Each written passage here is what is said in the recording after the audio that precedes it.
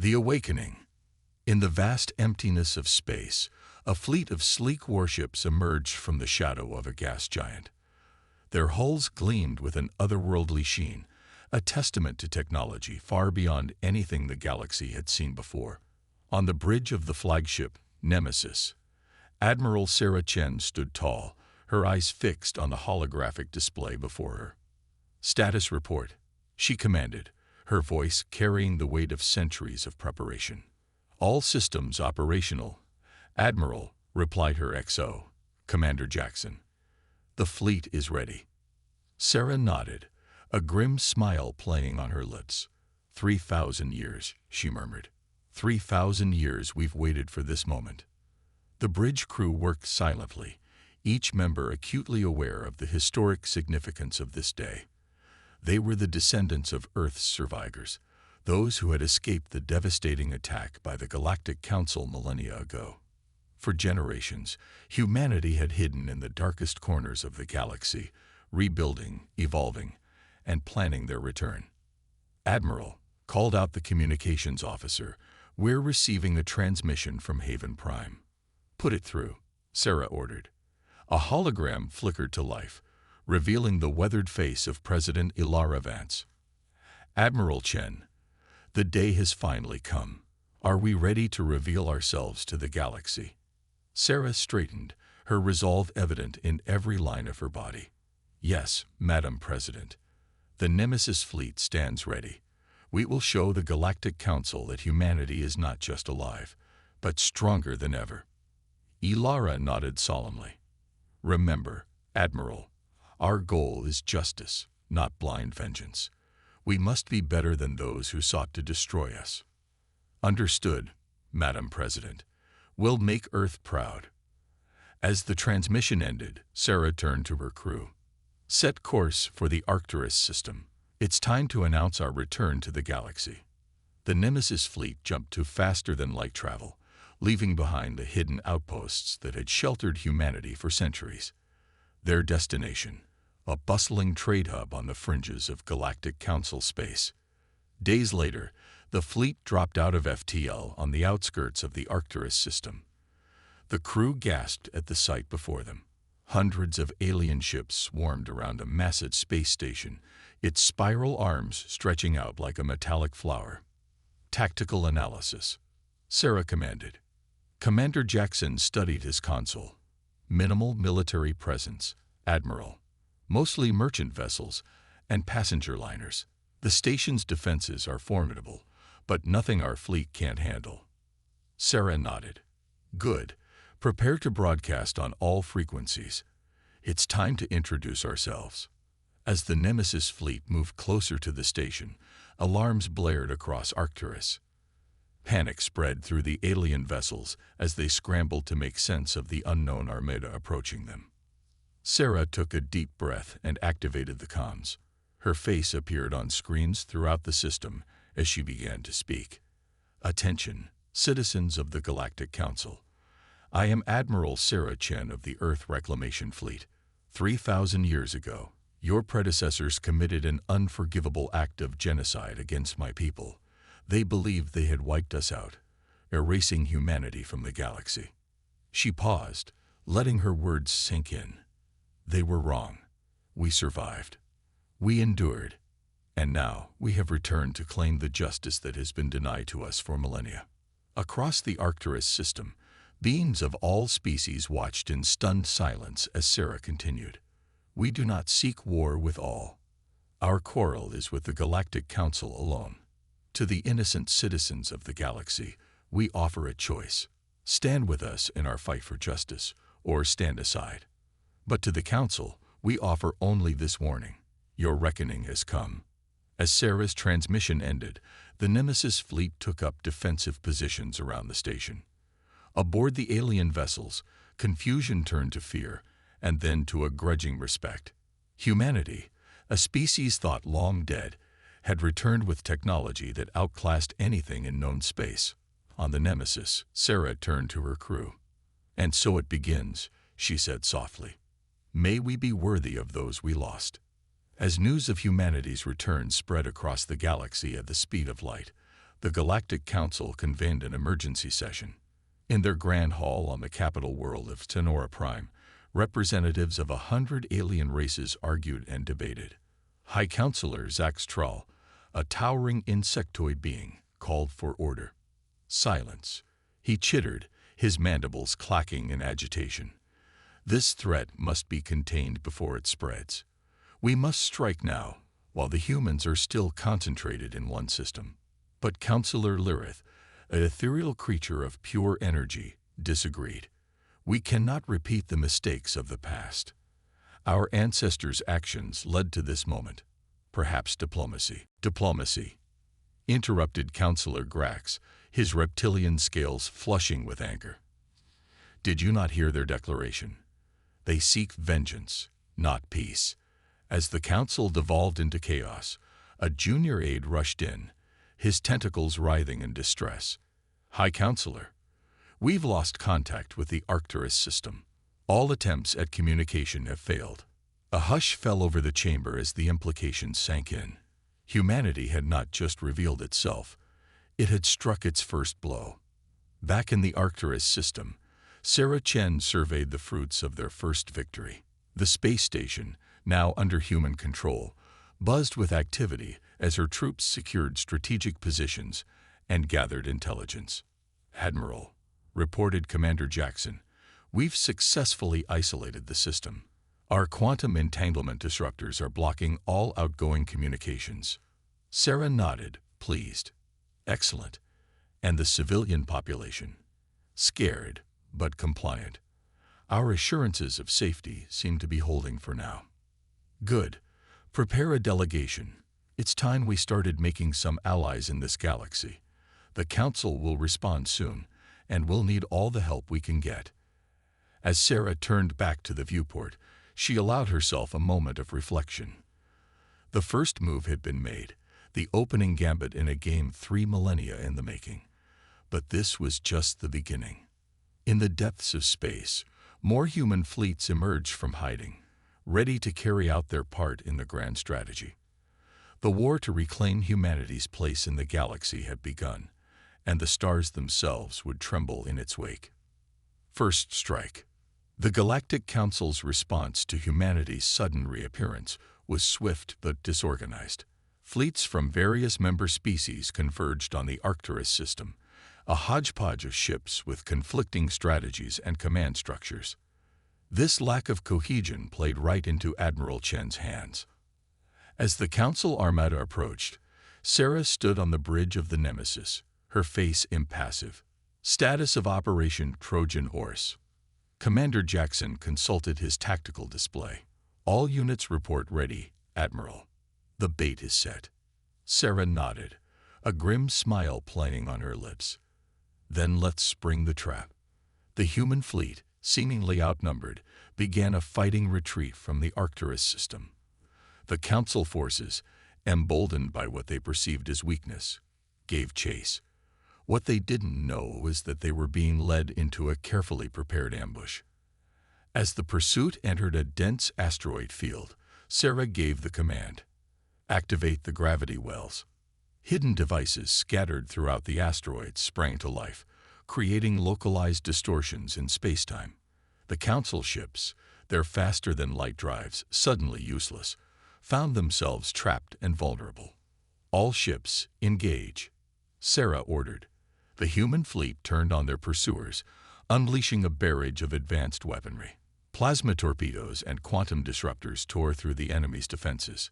Swarms of AI-controlled fighter drones overwhelmed their targets with precision strikes. On board the Council flagship, High Admiral Zorlak of the Therixian Empire watched in horror as his fleet was decimated. Impossible, he muttered, his tentacles writhing in agitation. How can they possess such technology? The battle was over in minutes. The once mighty Council armada was reduced to floating debris and disabled ships. Sarah's voice echoed across all frequencies. To the surviving Council forces, you are defeated. Surrender, and you will be treated fairly under the laws of war. Resist, and you will be destroyed. One by one, the remaining Council ships powered down their weapons. The first major engagement of the war had ended in a resounding victory for humanity. In the aftermath of the battle, Sarah convened a meeting with her senior staff. "This victory will buy us time," she began, "but we can't afford to become complacent. The Council will regroup and come at us with everything they have." Commander Jackson nodded in agreement. "We should press our advantage while we can. Hit them before they have a chance to organize a proper defense." "Agreed," Sarah said, "but we need to be strategic. Our next target needs to hurt them where it counts." She pulled up a galactic map, zooming in on a particular system. "Here, Noveria Prime." A murmur went through the assembled officers. Noveria Prime was one of the Council's most important worlds, a hub of research and development for their military technology. "If we can capture Noveria Prime," Sarah continued, "we'll gain access to their latest advancements and cripple their ability to innovate. Plus, it'll send a message. Nowhere in Council space is safe from us." As the human fleet made preparations for their next assault, news of their victory spread across the galaxy. On countless worlds, those who had suffered under the Council's rule began to see humanity as potential liberators. Underground resistance movements, long suppressed, found new hope in the human success. On Haven Prime, the hidden homeworld of the reborn human civilization, President Ilara Vance addressed her people. "Today, we have shown the galaxy that humanity is not just a memory, but a force to be reckoned with. Our victory at Arcturus is just the beginning. We fight not just for vengeance, but for a future where all species can live free from the Council's tyranny." The speech was met with thunderous applause, but not everyone shared in the enthusiasm. Dr. Ariana Cole, one of Haven's leading xenoanthropologists, worried about the path her people were taking. "We're making the same mistakes the Council did," she argued in a heated debate with military leaders. "We're using our technological superiority to impose our will on others. How does that make us any better than those who destroyed Earth?" Her words fell on deaf ears. The momentum of war had taken hold, and few were willing to question their course now that victory seemed within reach. As the human fleet approached Noveria Prime, they encountered something unexpected. A makeshift flotilla of civilian ships blocking their path. Aboard were representatives from dozens of species, all former victims of the Council's oppression. A transmission came through to the Nemesis. On the screen appeared a Xylaxian, his crystalline form shimmering with nervous energy. "Greetings, humans. I am Zintor, spokesperson for the Free People's Alliance. We've come to offer our assistance in your fight against the Council." Sarah was taken aback, but quickly regained her composure. "We appreciate your offer, Zintor, but this is a dangerous battleground. We can't guarantee your safety." The Xylaxian's crystalline features hardened with determination. "We've lived under the Council's boot for too long. If there's a chance to be free, we're willing to take that risk. We may not have your advanced technology, but we know Council space. We can provide intelligence, supply lines, even recruits for your cause." Sarah considered the offer. This could change the entire dynamic of the war. "Very well," she said finally. "Welcome to the fight." As the combined fleet of humans and aliens approached Noveria Prime, Sarah couldn't help but feel a sense of irony. Humanity had returned to the stars seeking vengeance, only to find themselves at the head of a diverse coalition fighting for freedom. The battle for Noveria Prime would be the true test of this newfound alliance. As the planet grew larger in the view screen, Sarah steeled herself for the challenges ahead. The war was evolving in ways none had anticipated, and the fate of the galaxy hung in the balance. On Noveria Prime, alarms blared as the planet's defenders scrambled to meet the incoming threat. But as they prepared for battle, seeds of doubt began to take root. The humans, long thought extinct, had returned with godlike technology and a burning desire for justice. And they were not alone. The stage was set for a confrontation that would reshape the balance of power in the galaxy. As her fleet moved into attack formation, Sarah Chen uttered a quiet prayer to the memory of Earth. "Guide us," she whispered, "in victory and in justice." The battle for Noveria Prime was about to begin. The battle for Noveria Prime. The skies above Noveria Prime erupted in a dazzling display of destructive force as the human-led coalition engaged the planet's defenses. Admiral Sarah Chen's strategy was multi-pronged. While the main fleet drew the attention of the Novarian forces, smaller, stealthier ships slipped through the chaos, carrying elite teams of human and alien commandos. On the bridge of the Nemesis, Sarah watched the battle unfold with intense concentration. "Status report," she barked. Commander Jackson responded quickly. "Our main force is holding strong, Admiral. The Novarian fleet is fully engaged. Stealth teams report successful planetfall." Sarah nodded, her eyes never leaving the tactical display. "Good. Now we wait for Phase 2. On the surface of Noveria Prime, the infiltration teams moved swiftly through the sprawling research complexes. Their objective: to capture key scientists and secure vital data on the Council's latest military technology. Leading one of these teams was Major Kira Yoshida, a hardened veteran of humanity's covert operations. Alongside her was Zintor, the Salaxian representative who had pledged his people's support. "The main database should be just ahead," Kira whispered, her pulse rifle at the ready. "Zintor, can you bypass their security?" The crystalline alien's form shimmered with anticipation. "With pleasure, Major. Their systems are good, but not good enough." As Zintor interfaced with the Novarian computer, alarms suddenly blared throughout the facility. "We've been detected," Kira shouted. "Everyone, defensive positions." The team braced for combat as the sounds of approaching security forces echoed through the corridors. But what happened next took everyone by surprise. Instead of hostile fire, a voice called out in a language none of them recognized. Zintor's crystalline form vibrated as he translated. "They're surrendering." Indeed, a group of Novarian scientists and security personnel emerged with their appendages raised in a universal gesture of submission. One of them, clearly a lead researcher, stepped forward and spoke again. Zintor translated. "He says they've been waiting for an opportunity like this.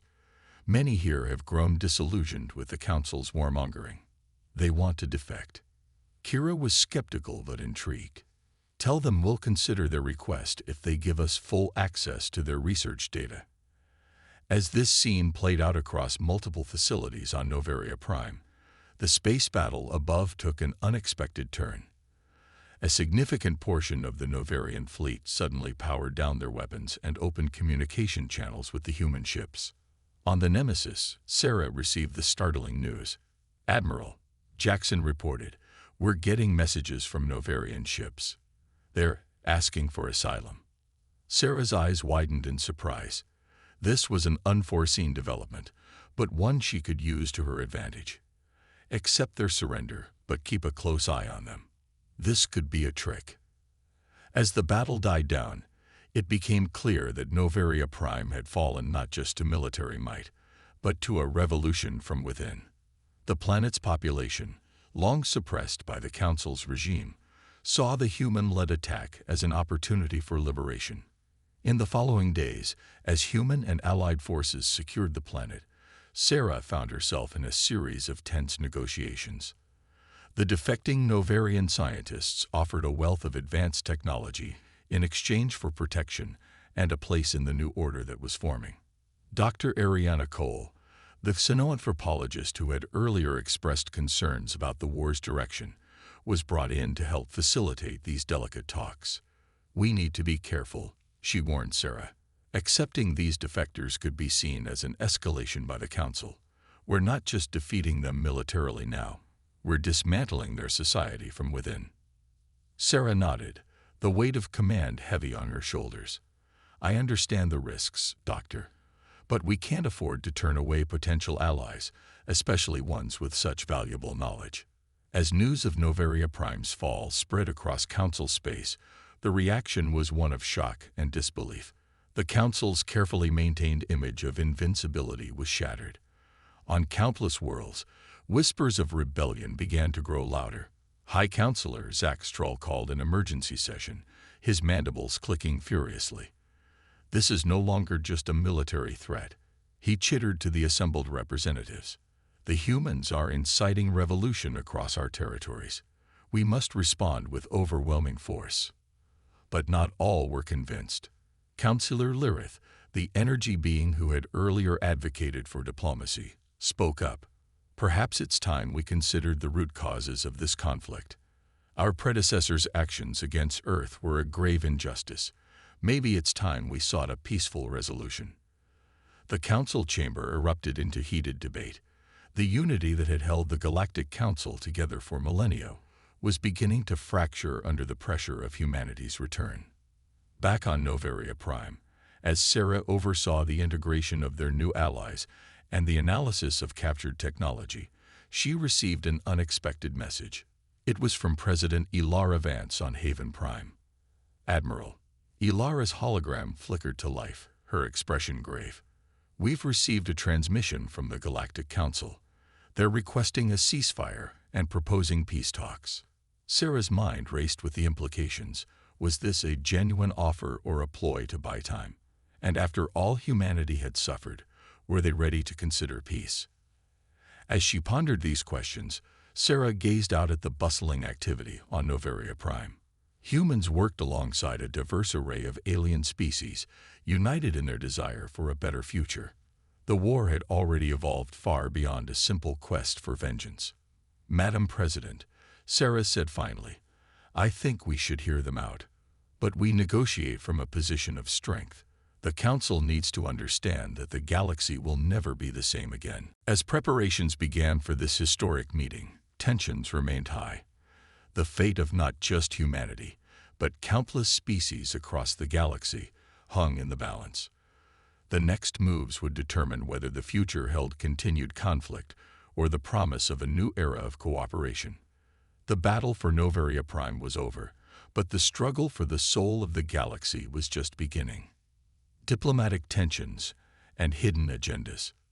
The neutral space station, Harmony's Reach, hung in the void between Council and human-controlled space, its gleaming spires a testament to the hope for peaceful resolution.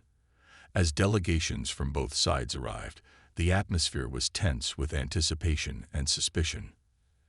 Admiral Sarah Chen led the human delegation, accompanied by President Ilara Vance, Dr. Ariana Cole, and representatives from their new alien allies. The Council's group was headed by High Counselor Zach Strahl, flanked by a diverse array of species, some familiar, others utterly alien to human eyes. As the two sides faced each other across the negotiating table, Sarah couldn't help but feel the weight of history on her shoulders. This moment would shape the future of not just humanity, but the entire galaxy. President Vance opened the proceedings, her voice steady and resolute. We come here today not just as the representatives of humanity, but as the voice for all those who have suffered under the Council's oppressive rule. Our goal is not endless war, but justice and a new era of true galactic cooperation. High Counselor Zach Strahl's mandibles clicked in agitation before he spoke. The Council acknowledges the regrettable actions of our predecessors against Earth. But surely, after 3,000 years, we can move beyond past grievances. We propose an immediate ceasefire in recognition of humanity's right to exist, in exchange for a halt to your military campaigns. Sarah's eyes narrowed. The offer seemed too easy, too convenient. She glanced at Dr. Cole, who gave a subtle nod, confirming her suspicions. Your offer is noted, High Counselor, Sarah replied coolly. But it fails to address the root issues that led to this conflict. What about the other species you've oppressed? What about the corrupt system that allowed such atrocities to occur in the first place? The negotiations continued for days, with heated debates and tense standoffs. Progress was slow, but gradually both sides began to find common ground. The Council, realizing the extent of support for the human-led coalition, agreed to reforms and reparations for affected species. However, as the talks neared their conclusion, Dr. Cole made a disturbing discovery. Analyzing data from Noveria Prime, she uncovered evidence of a hidden faction within the Council, one that had been manipulating events from the shadows for millennia. In a private meeting with Sarah and President Vance, Ariana revealed her findings. "They call themselves the Eternals," she explained, her voice low. "A group of ancient beings who've been guiding the Council's actions for eons. They were behind the destruction of Earth, and they've been manipulating species against each other to maintain their power." Sarah's fists clenched in anger. So this whole peace negotiation could be just another one of their plots. Ilara nodded grimly. "It's possible. But exposing them now could derail any chance of peace. We need to tread carefully." As the final day of negotiations dawned, Sarah made a fateful decision. During her closing statement, she revealed the existence of the Eternals to both the Council and human delegations. The chamber erupted into chaos. Many Council members reacted with shock and disbelief, while others showed signs of guilty knowledge. High Councilor Zaxtral's composure cracked, his mandibles chittering rapidly in what seemed like barely contained panic. Amidst the uproar, a figure at the back of the Council delegation began to change. Its form shifted and grew, revealing a being of pure energy, ancient beyond measure. The Eternal spoke, its voice resonating with power. "Foolish children," it boomed. "Did you think your petty conflicts mattered? We are the shepherds of this galaxy, guiding it towards a greater purpose you cannot comprehend." As security forces from both sides moved to confront the Eternal, it vanished in a blinding flash of light. In its wake, it left a warning. The game is not over. It has merely entered a new phase. The revelation of the Eternal's existence shattered the fragile peace talks, but it also did something unexpected. It united the human coalition and many within the Council against a common enemy. In the days that followed, as both sides grappled with this new reality, alliances shifted. Many Council worlds, learning the truth about their history, pledged support to the human-led coalition. Others, fearing change, dug in their heels and prepared for continued conflict. Sarah found herself at the center of a galactic revolution, far beyond the scope of the vengeance she had originally sought. As she gazed out at the stars from the observation deck of Harmony's Reach, she realized that humanity's true test was just beginning. "We came seeking justice for Earth," she murmured to herself. "Now we're fighting for the future of every sentient being in the galaxy." As reports came in of eternal activity across multiple sectors, Sarah knew that the coming conflict would dwarf anything they had faced before. But as she watched human and alien crew members working side by side, she felt a glimmer of hope. The galaxy was changing, and humanity, once thought extinct, was now at the forefront of its transformation. The war for vengeance had become a battle for the very soul of the cosmos. As Sarah turned to leave, ready to face the challenges ahead, she allowed herself a small smile. Whatever the Eternals had planned, whatever trials lay ahead, humanity and its allies would face them together. The stars themselves would bear witness to their resolve. The next phase of the galactic saga was about to begin, and this time, humanity would help write its ending. The cosmic endgame. The revelation of the Eternal's existence sent shockwaves through the galaxy. What had begun as humanity's quest for vengeance had evolved into a struggle for the freedom of all sentient beings. Admiral Sarah Chen found herself at the helm of the most diverse coalition the galaxy had ever seen. Humans, former Council races, and even some of the more progressive Council factions themselves. As reports of eternal activity flooded in from across the stars, Sarah convened an emergency meeting aboard the Nemesis. The ship's war room was packed with representatives from dozens of species, all united by a common purpose. "The Eternals have gone to ground," Sarah began, her voice grave. "But our intelligence suggests they're gathering their forces for a major offensive. We need to strike first." Dr. Ariana Cole, now the Coalition's chief xenoanthropologist and eternal expert, stepped forward. "We analyzed the data from Novaria Prime and other eternal sightings. We believe we've located their home base, a massive space station hidden in the heart of the Andromeda Nebula." A murmur ran through the assembled leaders.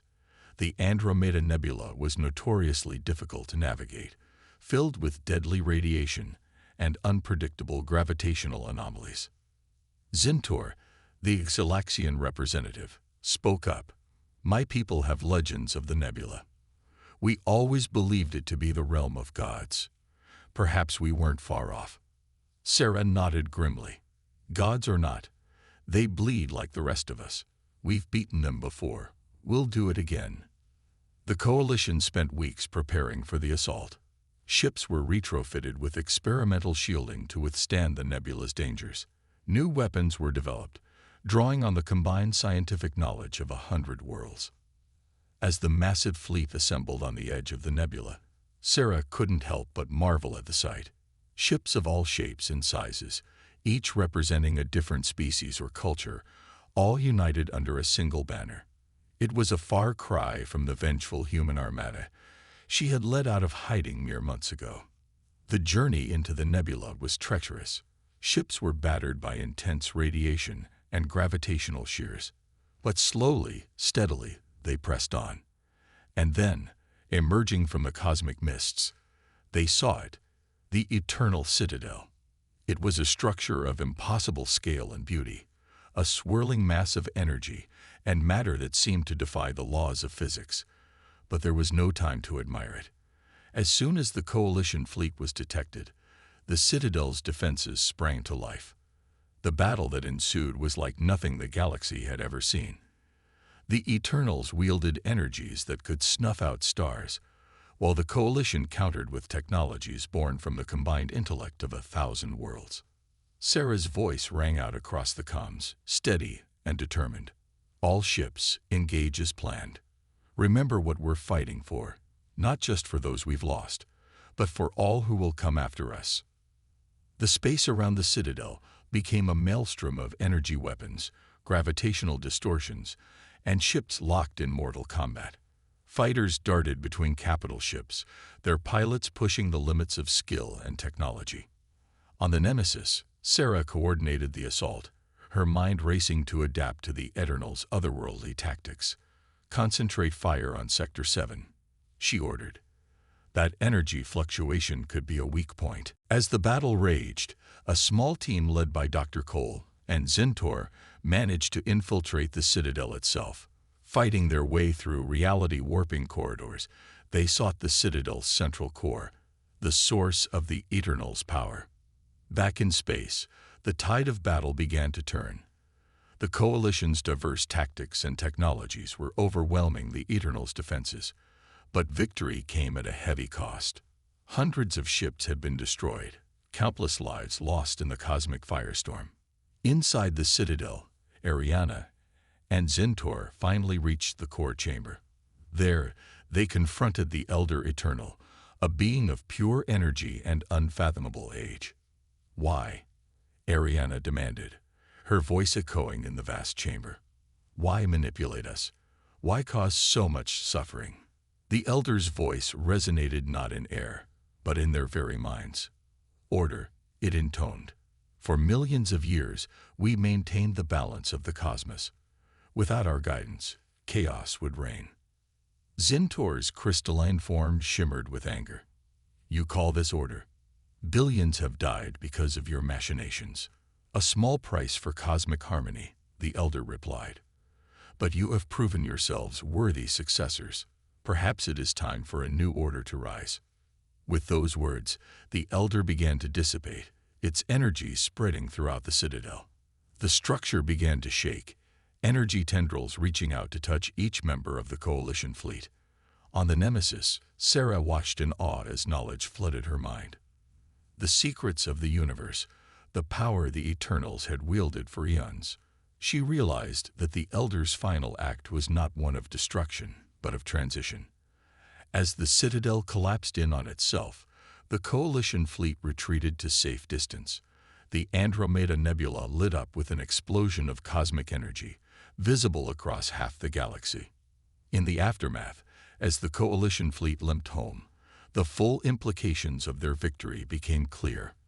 The power of the Eternals had not been destroyed, but distributed. Each species now held a fragment of cosmic knowledge, a responsibility to help shape the future of the galaxy. Months later, on a rebuilt Earth, the first act of the new Galactic Alliance, Sarah stood before a vast crowd of humans and aliens alike. As she prepared to address them, she reflected on the journey that had brought them to this point. They had come seeking vengeance for a long-dead world, only to find a future brighter than any could have imagined. The galaxy was entering a new age, one of cooperation and shared wisdom. Sarah took a deep breath and began to speak. Today, we stand not as conquerors, not as victims, but as guardians. We have been given a great power and an even greater responsibility. The age of the Eternals is over. The age of unity has begun. As cheers erupted from the assembled beings, Sarah gazed up at the stars.